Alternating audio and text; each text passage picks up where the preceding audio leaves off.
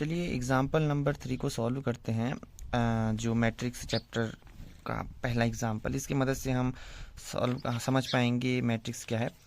पहला एग्जाम्पल कहता है कि हमें एक 3x2 की मैट्रिक्स को कंस्ट्रक्ट करना है जिसका एलिमेंट ये है, मतलब एलिमेंट हमारा ए आई जे की हाँ, अब आपको साफ दिख रहा होगा।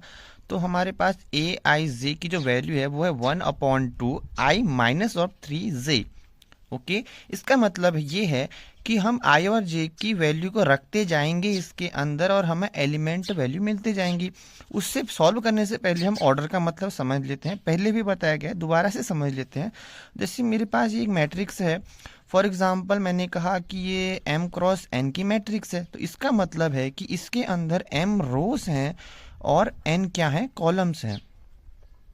यानी कि इसके अंदर ये जो सारे हिस्से m रो के बने हैं ये m है, और ये जो हिस्से हैं ये सारे क्या हैं, ये कॉलम्स हैं। समझ रहे हो?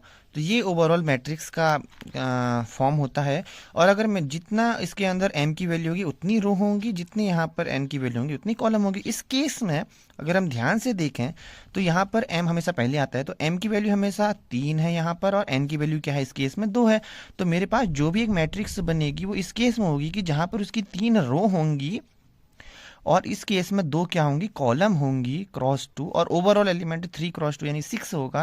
यानी कि m क्रॉस n अगर ऑर्डर है तो नम कितने इसके अंदर मतलब एलिमेंट होंगे, वो हो जाएगा m इंटू n, यानी कि mn हो जाएगा। तो इस केस में सबसे पहला एलिमेंट जो भी होगा हम मान लेते हैं कि a11 होगा, a12 होगा, वही होगा कि पहली रो का पहले कॉलम पर होगा, पहली रो के दूसरे कॉलम पर। एलिमेंट हमेशा ये होता है, यानी कि पहला रो पहला कॉलम, उनका जहाँ पे इंटरसेक्ट होता है वहीं पे हमारा एलिमेंट पोजिशन होता है। यहाँ पर ये दूसरी रो का पहला कॉलम और A22, यानी कि जो भी एलिमेंट होगा यहाँ पर होगा। थर्ड रो के लिए A31 और A32 हो जाएगा, सॉरी माफ करना। तो ये ओवरऑल क्या है इसका एलिमेंट का हम रखने का तरीका है। अब हम सॉल्व करने जा रहे हैं कि कैसे इसको सॉल्व करें। देखो ए आई जे लिखा है, यानी कि आई के स्थान पर हमेशा आई, देखो मैंने कहा एम रो होता है और इसको हम आई से डिनोट करते हैं और इसको क्या कहते हैं, जे से डिनोट करते हैं। यहाँ पर जब आई की वैल्यू 1 रखेंगे और जे की वैल्यू 1 रहेंगे तो हमें मिलेगा A11, यानी कि पहला एलिमेंट पहले कॉलम का। तो यहाँ से हो जाएगा फॉर, सबसे पहले याद करते हैं A11 के लिए सॉल्व करते हैं, जहाँ पर हमारी आई की वैल्यू 1 है और जे की वैल्यू 1 है। तो इस केस में मेरा जो A11 की वैल्यू आती है वो आती है 1/2 मॉड्यूलस ऑफ 1 माइनस 3 इंटू 1। इसकी वैल्यू हो जाएगी 1/2 माइनस ऑफ 1/3, और इसकी वैल्यू हो जाएगी 1/2 और नेगेटिव का 2, यानी कि 2/2 बोले तो 1। ओके, और अब हम बात करते हैं A12 के बारे में, जहाँ पर i की वैल्यू 1 है और j की वैल्यू 2 है। इस केस में यहाँ पर 1/2 i के स्थान पर 1 माइनस 3 इंटू 2, जे के स्थान पर ये बन जाएगा 1/2 मॉड्यूलस ऑफ 1 माइनस 6, यानी कि बन जाएगा 1/2 माइनस का 5, इसकी वैल्यू हो जाएगी 5/2, क्योंकि मॉड्यूलस के अंदर जो भी आता है वो सब पॉजिटिव में जाता है, नेगेटिव वाला, और पॉजिटिव पॉजिटिव होता है, ये पता ही होगा इसके बारे में। और हम रिलेशन फंक्शन में समझेंगे इसको बहुत बढ़िया तरीके से। i is equal to 1, j is equal to 2 के केस में 1/2 1 माइनस ऑफ 2, सॉरी i की वैल्यू 2 है, j की वैल्यू 1 है, 3 इंटू 1, ये बन जाएगा 1/2 2 माइनस ऑफ 3 बराबर 1/2 माइनस 1 बराबर 1/2।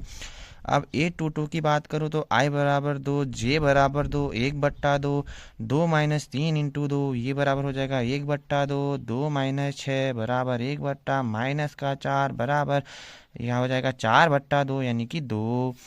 अब उसके बाद हो जाएगा A31, तीसरी रो का पहला कॉलम बन जाएगा i बराबर 3, जे बराबर 1, 1/2, 3 माइनस 3 क्योंकि इंटू 1, 1/2, 3 माइनस 3 की वैल्यू 0 हो जाएगी, यानी कि 0/2 बराबर 0।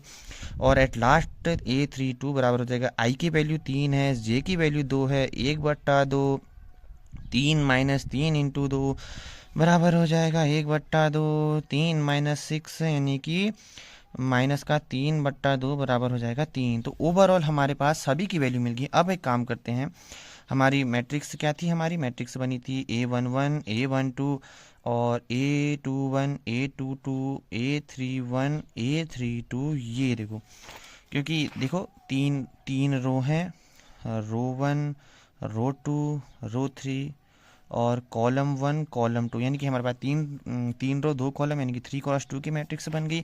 अब इसकी जगह स्थान पर रखते हैं हम। A11 की वैल्यू कितनी थी, 1 आया था। A21 कितना बना था, सीधा ऐसे लिखा हूँ जैसे मतलब करे 5/2। और A31 वैल्यू आई थी 0। A12 की वैल्यू क्या थी भाई, 5/2। और A22 की वैल्यू 1/2। और इसकी वैल्यू क्या थी, सॉरी A22 की क्या थी इसकी वैल्यू, ओह लगता है मैंने गड़बड़ कर दी, एक सेकेंड। A11 क्या था, हाँ A11 1 था। A12 कितना था, ऐसे लिख दो 5/2। A21 की वैल्यू कितनी थी, 1/2। और A22 की वैल्यू 2। A31 की वैल्यू 0। A32 की वैल्यू थी 3/2। अब इसको अच्छी तरह से लिख देते हैं। देखो A11 की वैल्यू 1, A21 की वैल्यू 1/2, A31 की वैल्यू 0, इसकी वैल्यू 5/2, इसकी वैल्यू 2 और इसकी वैल्यू 3/2। तो ये हमारे पास ओवरऑल 3 रो और 2 कॉलम वाली मैट्रिक्स बन गई। तो हमारी नंबर का अरेंजमेंट क्या हो गया, 3 रो और 2 कॉलम। तो इस प्रकार रेक्टेंगुलर अरे हो गया, जिसका देखो रेक्टेंगुलर अरे हो गया 3 रो और 2 कॉलम का, जिसके अंदर एलिमेंट हैं। और ये ओवरऑल इसका आंसर हो जाएगा। आई होप आपको समझ में आया होगा, यहाँ पे थोड़ी बहुत गलती हो जाती है तो हमने दोबारा से बताते हैं।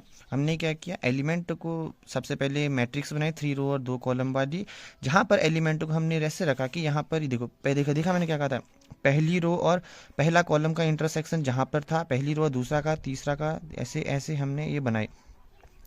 तो हम इतना ही चाहिए था, तो हमने पहली रो और पहला कॉलम को जहाँ पे इंटरसेक्ट होता है उसको पहली रो पहला कॉलम, यानी कि पहली रो पहला कॉलम जहाँ पे इंटरसेक्ट होता है उसको हमने एलिमेंट ए मान लिया, A11। वैसे ही A12 के लिए ऐसा ही किया हमने, फॉर सिमिलरली सबके लिए ऐसा किया। फिर उसके बाद इन सब में A11 और यानी पहली रो और पहले कॉलम को हमने यहाँ पर आई और जे की जगह पर रखा। फिर हमने देखा कि हम इसको रखने पर क्या क्या वैल्यू आती है, कुछ गड़बड़ हो गई थी। उसके बाद हमने उसको पूरा का पूरा सॉल्व करने के बाद फाइनल हमारा आंसर A3x2 में आंसर आया। ये एग्जाम्पल 3 था और आई होप आपको समझ में आया होगा। अब अगली वीडियो में हम इसका संबंधित एक और एग्जाम्पल देखेंगे। अगर आपको अच्छा लगे तो तब तक के लिए मिलते हैं, बाय बाय। और हम टाइप्स ऑफ मैट्रिक्स, उसके बाद मैट्रिक्स से शुरू होगा और फिर उसके बाद हम सीधा डिफरेंशिएशन में जाएंगे। उससे पहले हम सेट रिलेशन को फिर करेंगे, ट्रिग्नोमेट्री को, फिर उसके बाद डिफरेंशिएशन जाएंगे। और ये 12th को मैंने सीधा मैट्रिक्स से स्टार्ट किया है। तो अब हम मिलते हैं आपको अगली वीडियो में, तब तक के लिए बाय।